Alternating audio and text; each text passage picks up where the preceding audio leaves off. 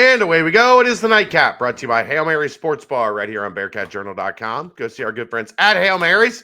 They'll get you taken care of. They're in Cheviot, right on Harrison Avenue. So they're in the Dora district. You can go from bar to bar with your drinks, or you can just hang out at Hail Mary's. They've got everything you need. 27 TVs, 9-screen video wall. They have the DirecTV Sports package, so you can watch all the games. And, of course, Cincinnati Sports always on the video wall. Brand new walk-in coolers, brand new draft lines, and ice-cold Cincy Light on tap in 32.8 degree frosted glasses. All right, Aaron, let's get to it.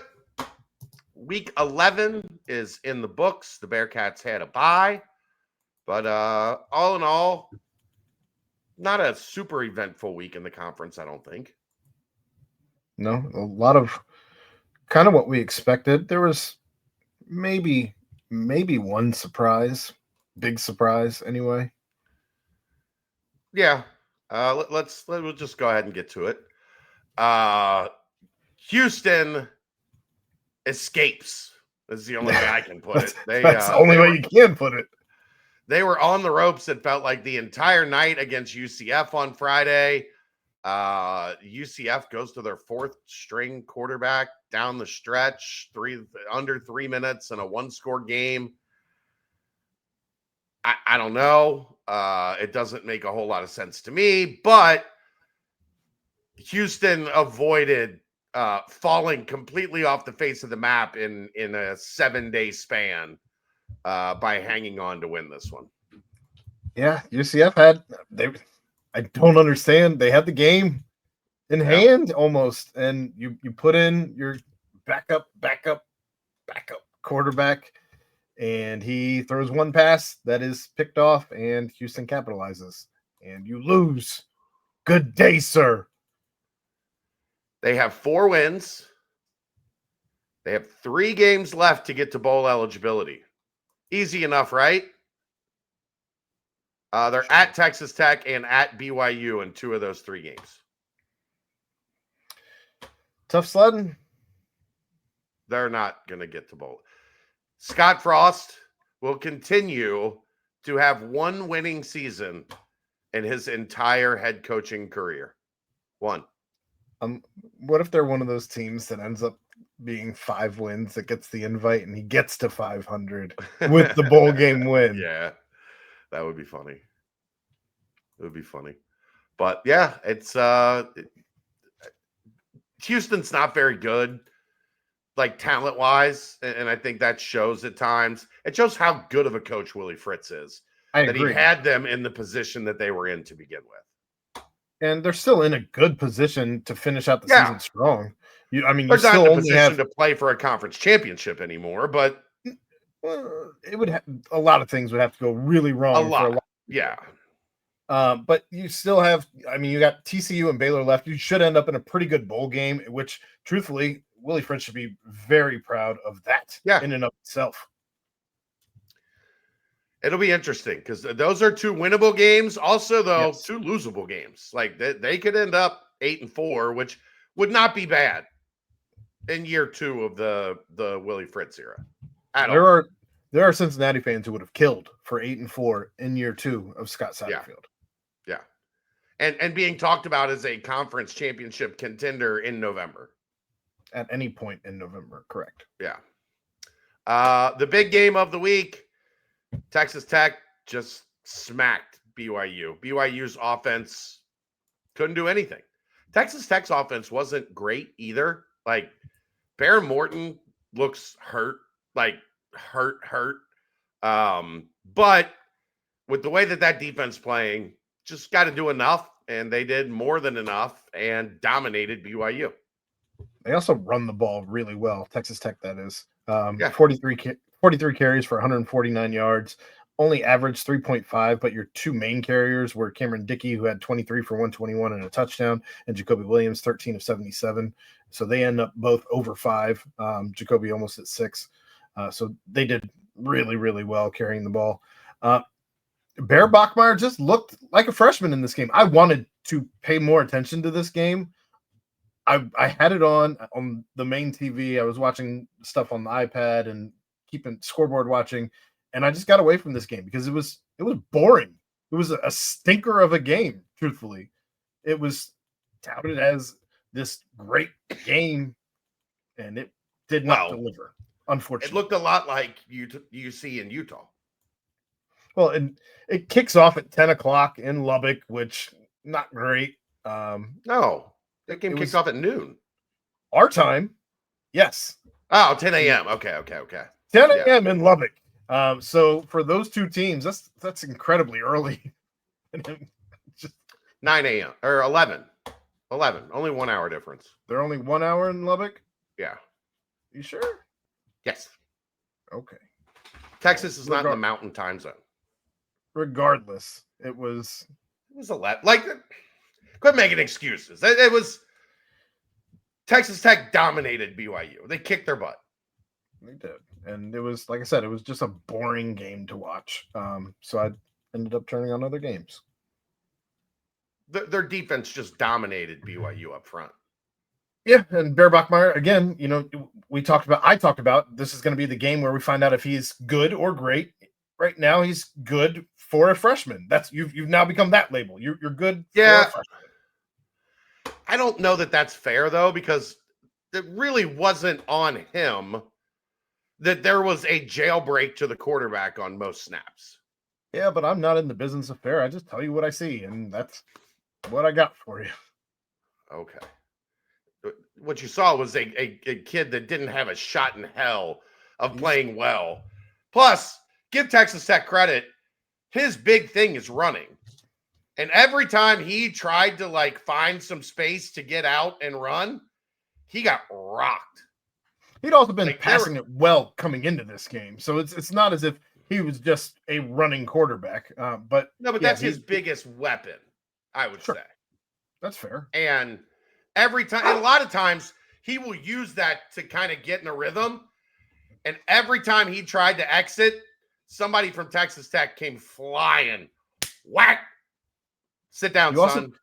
You also can't make mistakes against Texas Tech, and he did make mistakes. He fumbled one. They had another fumble, I believe, on special teams. 2 bad special teams plays right at the start of the game. A shank and then a muff punt. The punt.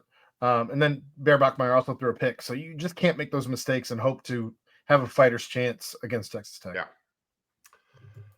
Texas Tech's really good. Really good. Although I think their defense is significantly better than their offense, but I agree with that. A different conversation for a different day. West Virginia, Scotty Fox Jr. and the Mountaineers get a win, move to 4-6, 2-5 in the Big 12. I'm impressed with what West Virginia's done. Now, Colorado is reeling right now over the last couple weeks, but give Rich Rod credit. That thing could have went south really fast, and he's got those guys fighting. They're fighting, yes. I don't know that I'm quite ready to be happy for what they've accomplished. The biggest win this season has been, by and away, Houston. But that said, I did not expect this team to be at 4 wins at this point a couple weeks ago. So I guess you're doing some things, and you're not the worst team in the league, as Colorado clearly is. They had a complete roster turnover. Oklahoma State, Colorado. Yeah. I mean, a couple 3 weeks ago, I was ready I put West Virginia last. I remember. That's how bad they were playing.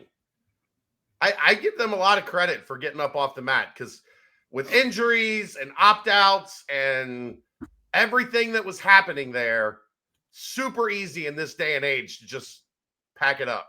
And we'll see what happens next year. And they haven't. Even in this game, you had 3 turnovers. And that's a lot of teams that for a lot of teams it's insurmountable. But against this terrible Colorado team, it was not that. Colorado took a lead in the third quarter.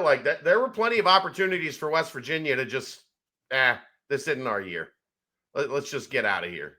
So I'm not big on Rich Rod 2.0 era, but I will give them credit for circling the troops, if you will. Not just dying on the vine. Arizona 24-20 over Kansas.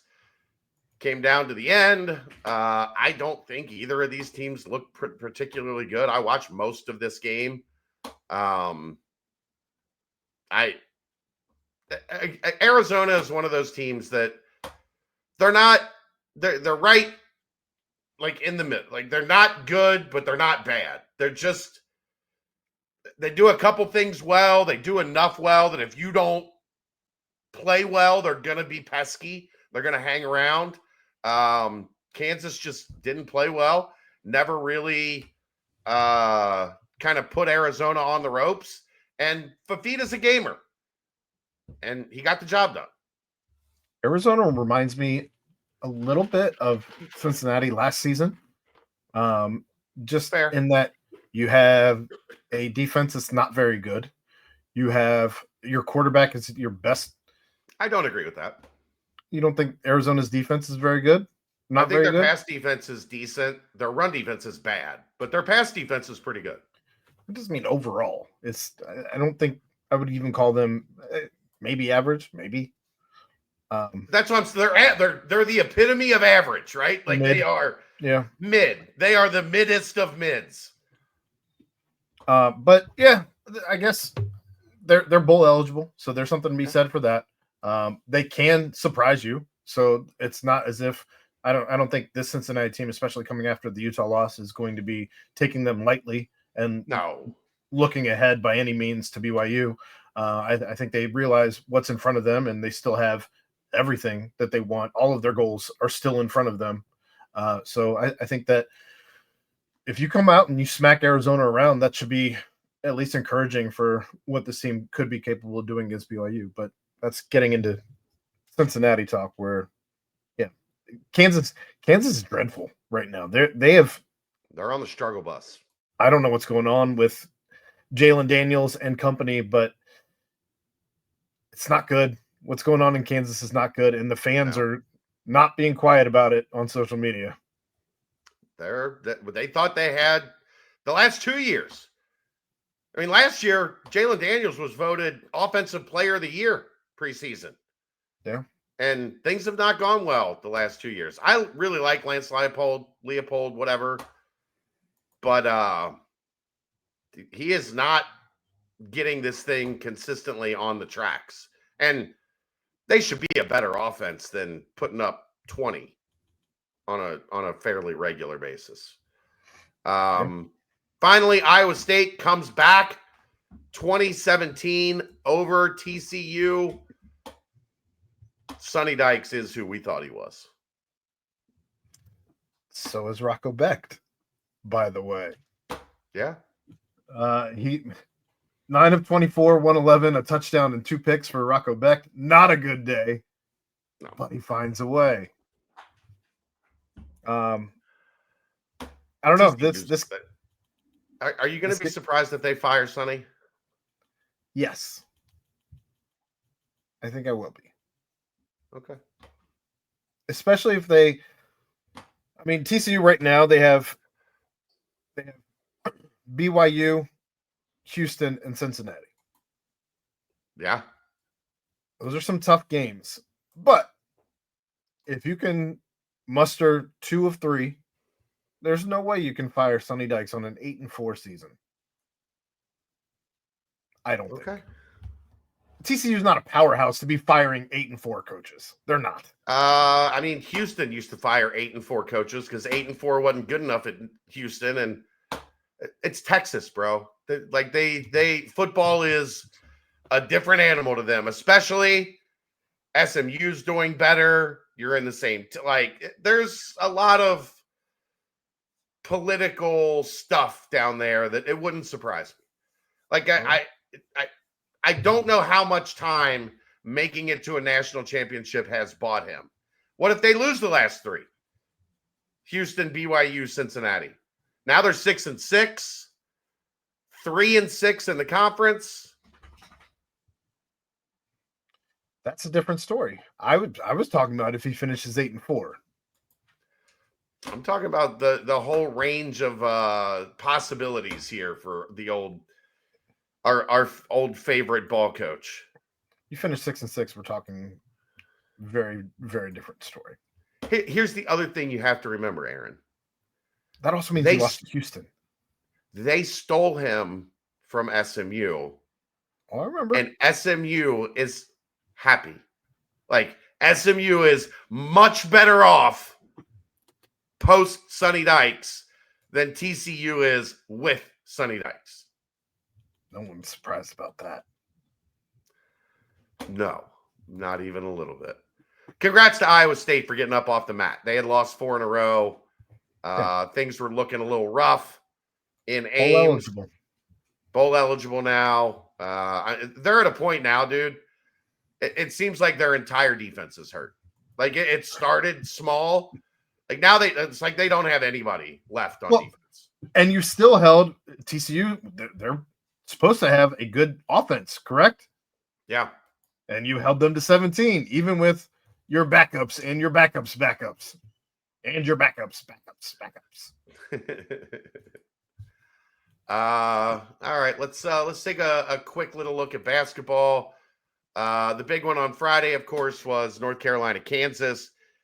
Carolina rolls 58 points in the second half for Carolina. Peterson looked good, had 22 for Kansas, but Carolina looks pretty good. And I still have questions about Kansas, man. Yeah, I mean, you see some things that should be a little concerning, as you were not high on Melvin Council, and he goes 2 of 11 in this game.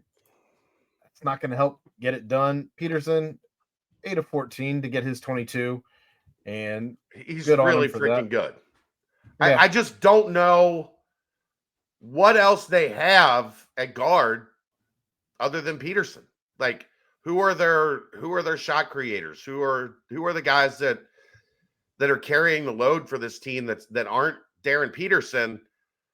He's really freaking good. I don't know that he's going to be good enough to just put this team on his back. Well, I think that's been kind of the MO. He will at times.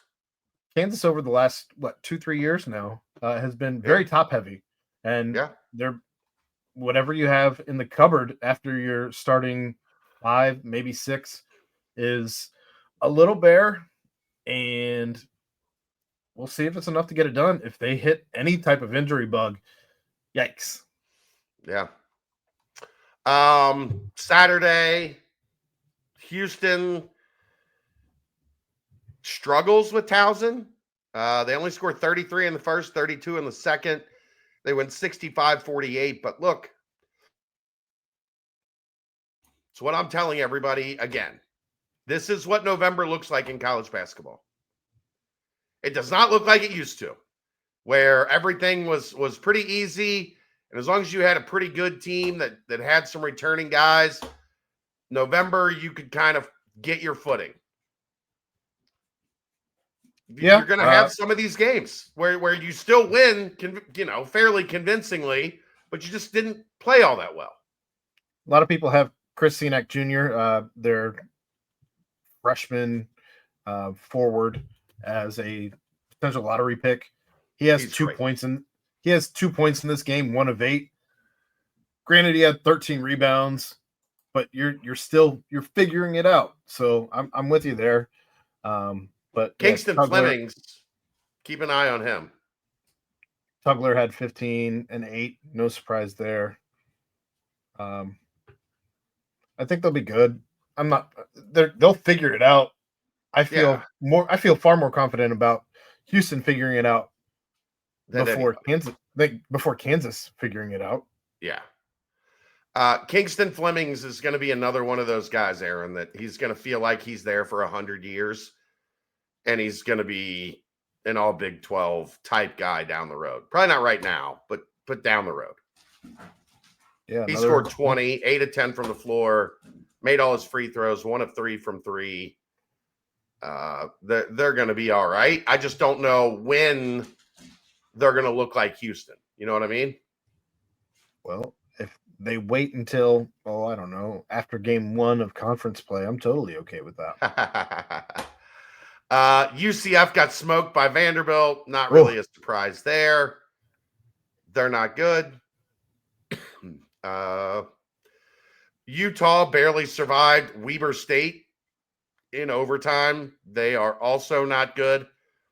Oklahoma State today, Sunday, gets the best of Texas A&M, 87-63.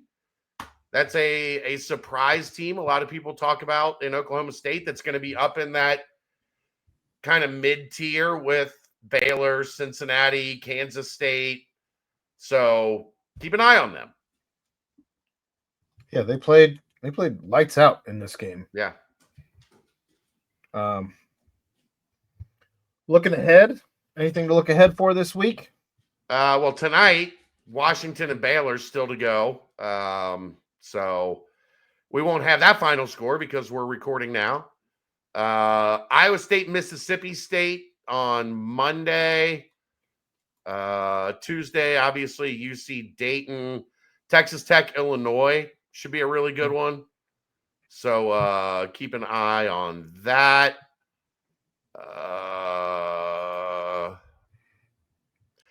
Backyard basketball, backyard brawl Thursday. Pitt, West Virginia. And then Cal, Kansas State. And that should take you into the weekend. We'll touch on what's coming up over the weekend, including Friday, Aaron? Friday, Arizona at UCLA, 10 o'clock Friday night. Count me in on that bad boy. Tiger too, apparently. He's excited to see Mick play. Getting back to football real quick. Texas Tech in first place at 6-1. BYU and Cincinnati at 5-1. Houston at 5-2. Utah and Arizona State at 4-2. Arizona at 3-3, along with TCU, Baylor, and Kansas State. Iowa State and Kansas at 3-4. West Virginia at 2-5. UCF at 1-5. Colorado at 1-6, and Oklahoma State at 0-6. 3 ranked teams at this point. Texas Tech at 8. BYU, no, that's not updated in the standings here. Where are we at? Rankings. Sorry. Way to kill Cincinnati, the flow of the show. Yeah. Cincinnati at 20. Well, I don't know why they didn't have it updated on the standings. Cincinnati at 22. BYU drops to 12. And Texas Tech at 8. All right. Oh, that'll wrap it up. Sorry, Utah at 15. That'll wrap it up. We'll see you tomorrow night on the BBP. This is the Nightcap, brought to you by Hail Mary Sports Bar, right here on BearcatJournal.com. See ya!